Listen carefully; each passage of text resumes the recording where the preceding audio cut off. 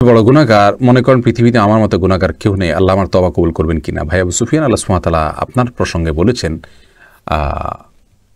ইন্নাল্লাহা ইয়াগফিরুদ দুনুবা জামিআ ওয়া তুবু। আল্লাহ সুবহানাহু ওয়া তাআলা বলেছেন তোমরা তওবা করো, হে লোক সকল তোমরা তওবা করো আল্লাহর কাছে, অতুবু ইলাল্লাহ, আল্লাহর কাছে তোমরা তওবা করো। আল্লাহ সুবহানাহু ওয়া তাআলা তোমাদের সমস্ত গুনাহ মাফ করে দিবেন। লা তাকনাতু মির রাহমাতিল্লাহ, ইন্নাল্লাহা ইয়াগফিরুদ দুনুবা জামিআ। তোমরা আল্লাহ তাআলার রহমত থেকে নিরাশ হইও না, আল্লাহ তাআলা সমস্ত গুনাহ মাফ করে দিবেন।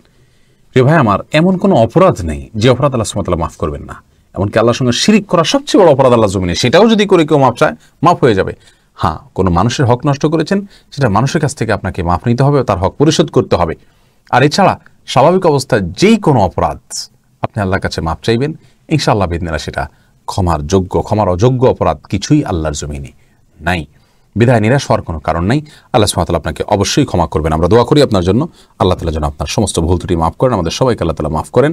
মনে রাখবেন, আমাদের ভুলের যে পাওয়ার, তার চেয়ে আল্লাহ সুবহানাহু ওয়া তাআলার ক্ষমার পাওয়ার অনেক বেশি, অনেক বেশি, অনেক বেশি। আল্লাহ সুবহানাহু ওয়া তাআলা আপনাকে তৌফিক দান করুন। জাযাকুমুল্লাহু খাইরা।